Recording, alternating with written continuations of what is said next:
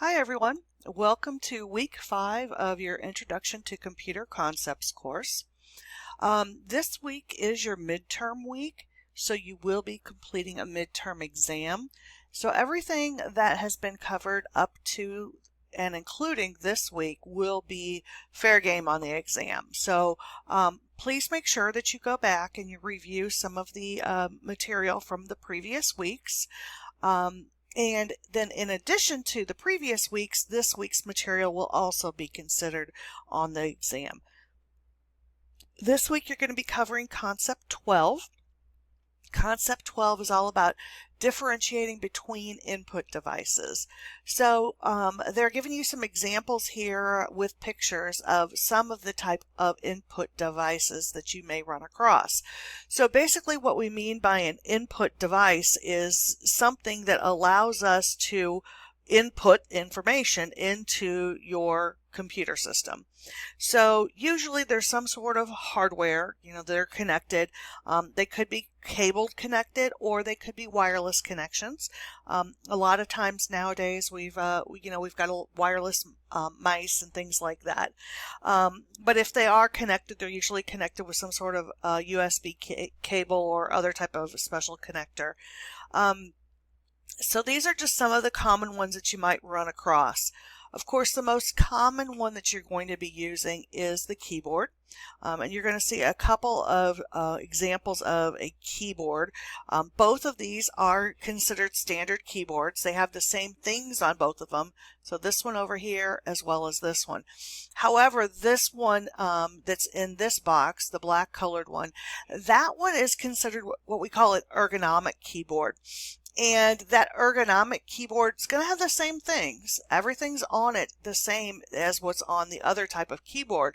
But you'll notice that it's got some extra pieces. So this little piece right here, same little piece over here, very similar to what you see on other types of support that you might be using as far as arm and wrist support. So that's why they're considered ergonomic. These are to help prevent things like carpal tunnel and things like that. So you'll still see the same shortcut keys along the top and that type of thing, but this is just, able to, the ergonomic one is better for you as far as, doing repetitious things. Those of us that are at a computer frequently during the day, maybe using the number pad over and over and over again, things like that, the ergonomic keyboard is something that kind of helps us out. Then you've got the other devices. We've got pointing devices. We've got things like the mouse. The trackball and the touchpad are all considered to be part of the pointing devices, which allows us to select different things.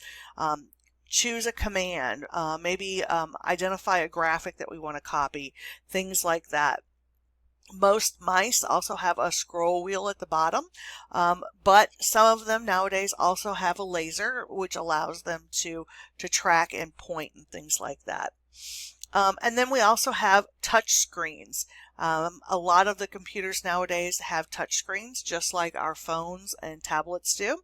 I know my laptop has a touch screen, and it's kind of unusual and new for me. So when I'm using my laptop, I only had it for a year or so, and I still every once in a while, go to touch something and forget that it actually is a touch screen. So a lot of times our newer laptops are touch screen, and that is considered an input device as well. So the screen itself is an input device. And then we also have microphones. A lot of those microphones are built into the computers or the tablet, whatever we're using. And finally, we have a scanner. Scanner is typically separate from your actual personal computer, but it is something that will allow you to input things into your computer.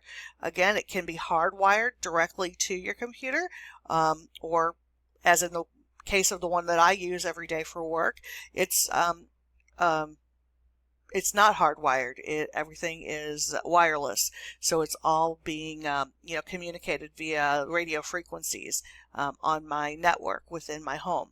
So all of these are different types of input devices that you're going to be looking at this week.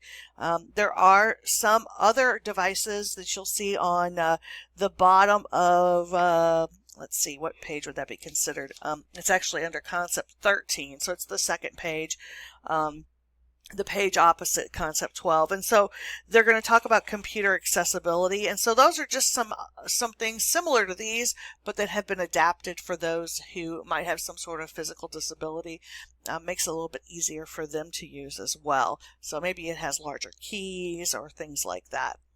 So as you're going through this week's material, don't forget to go back and review before you start your midterm exam. And if there is anything at all you have a question about, please make sure that you reach out to me.